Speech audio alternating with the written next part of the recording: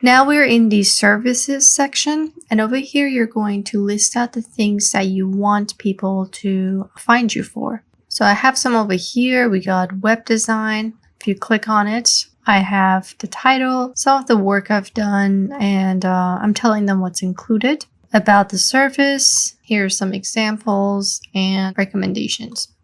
And then down here, they get to contact you and also view your other services if you've listed any. So let's close this and create our new service.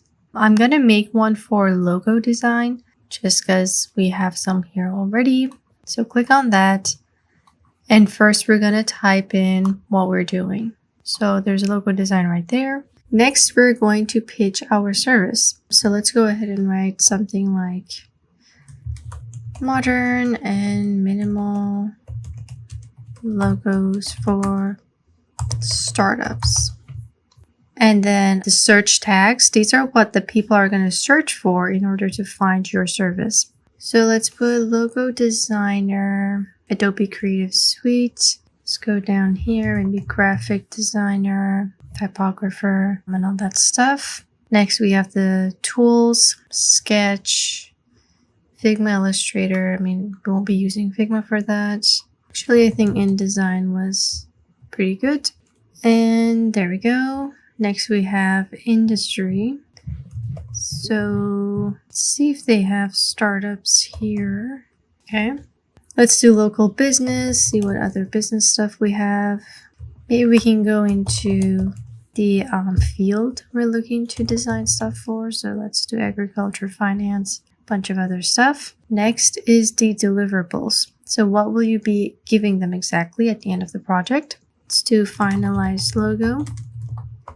And here I'm going to explain that in different formats.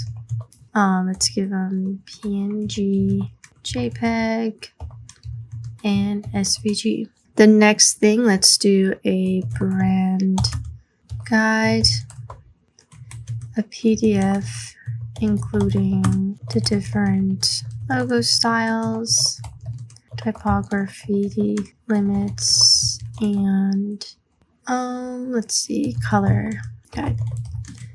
Let's add a third one for brand icons. And I think these are pretty good. Let's just add something extra. Logo motion. A 10-second showcasing the new logo for your social media page. So there are the deliverables. Once I'm done, I'm going to hit next. And now we have to add a summary. So let's go ahead and type in something like turn your ideas into professional and modern logos for your business. Have the freedom, have the option to showcase your rebranding in a fun and engaging way through the provided resources. All right. Next, we have additional details. These are optional, but I do recommend that you put them. Again, if you've used Fiverr or Upwork, these will be rather familiar to you. If you want to let the client know your exact process, which you should, you're going to add a plus and outline your process. So first one, let's do sketch, or actually let's do an idea call where we talk about the rebranding or the look of the new logo. Secondly, let's do initial sketches. Next, we can do logo drafts. 4, let's put in feedback call. And 5, final delivery. Something like this. Then we have this thing for a Calendly link or any other platform. But basically, if you are in the type of industry where communication is important, which is most industries, you would want to make an account on either Calendly or other spaces and just put the link here. All right, next we're going to go for the pricing. So fixed rate is a certain price that the client is supposed to pay to you regardless of how many hours you spent on it.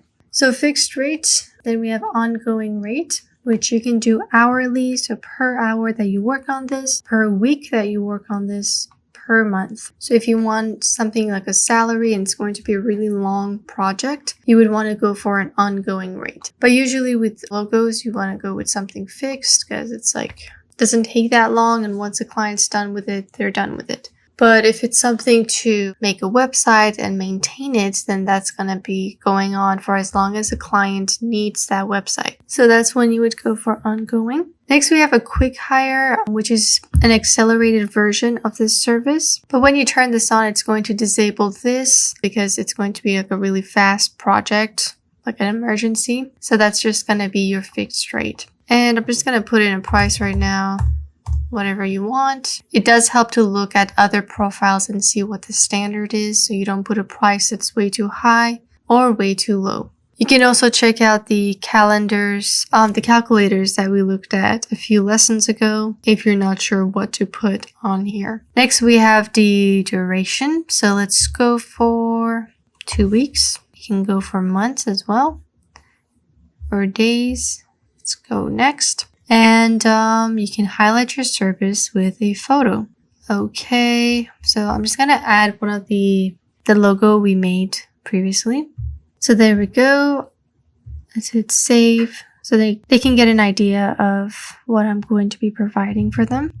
And let's hit publish. All right, so this is my service right now. This is what the client will see, a nice photo, descriptions about the service, recommendations, and additional information. Now, if they go down here, there's also other stuff that we made. There is the contact for pricing option as well, which I've set here. If your project is going to take a long time and you're not exactly sure what the client is looking for, like it's something that you have to be in constant communication about, then you would want to put in like a quote option. So after you've spoke to them, they've told you exactly what you want, then you give them a price. So there's that option as well. And those are your services. We got some per hour, and these are starting at. So if you felt like the project took longer than intended, you can just change that. And that is how you can make a service on Contra. It was pretty straightforward, and I do recommend at least having the services that you've listed over here. So it makes sense. And there's a consistency amongst your, all throughout your profile. So now that we have made our services, we kept in our project, it's now time to make a proposal and actually start a project from scratch. We're going to do that in the next lesson, and I'll see you guys there.